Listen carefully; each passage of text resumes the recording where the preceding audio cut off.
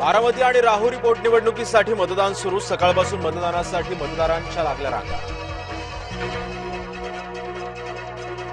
सुनेत्रा पवार, पार्थ पवारांनी केलं अजितदादांना अभिवादन. विद्याप्रतिष्ठानमधील स्मृतीस्थळाला दिली भेट. अजित पवारांच्या आठवणीनं सुनेत्रा पवार भावुक. बारामती पोटनिवडणुकीसाठी शरद पवार मतदान करणार नाहीत. प्रकृतीच्या कारणामुळे डॉक्टरांचा विश्रांतीचा सल्ला. पश्चिम बंगालमध्ये 152 जागांसाठी पहिल्या टप्प्यातलं मतदान आज. तर तामिळनाडूतील सर्वच्या सर्व 234 मतदारसंघ मतदान.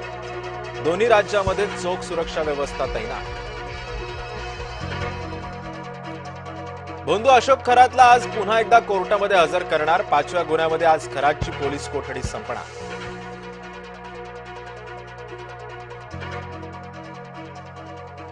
लासलगावमध्ये आणखी एक भोंदू विरोधात गुन्हा दाखल. बाबावर महिलेचं लैंगिक शोषण केल्याचा आरोप. महेश गिरी असं भोंदूचं नाव.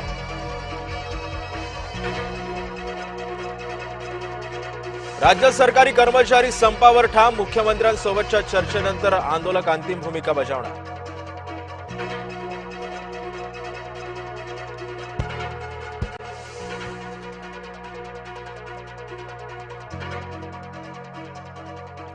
महाराष्ट्र पोलिसांना कल्पना खरातही सापडणार. राहता न्यायालयानं कल्पना खरातचा अटकपूर्व जामीन फेटाळला.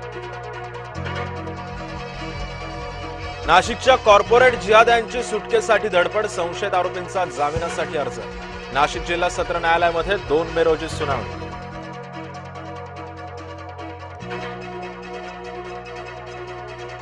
कॉर्पोरेट जिहाद्यांची सरकारी निदा खान गेली कुठे?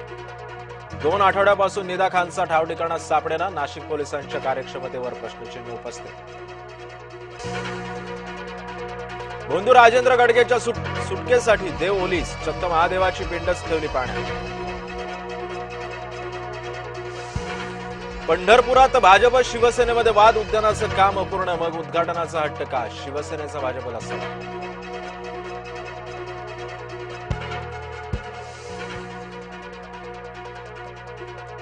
भाजप विधान परिषदेवरती 3 महिला पाठवणार. जबाबदार सूत्रांची जय महाराष्ट्राला माहिती.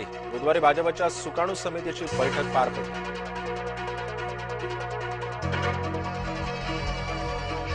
काँग्रेस अध्यक्ष मल्लिकार्जुन खरगे भाजपच्या निशाण्यावर. मोदींनी दहशतवादी ठरवल्यानं खरगेंचा भाजपकडून निषेध.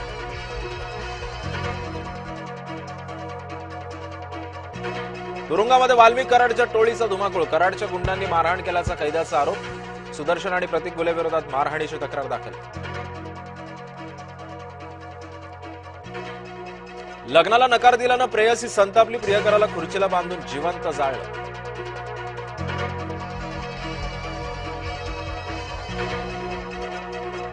मुंबई पुणे एक्सप्रेस वेवर आज आणि उद्या 6 तासांचा ब्लॉक. डोंगरगाव कुसगाव पुलाच्या कामासाठी निर्णय. वाहन चालकांना पर्यायी मार्ग वापरण्याचं केलं आवाहन.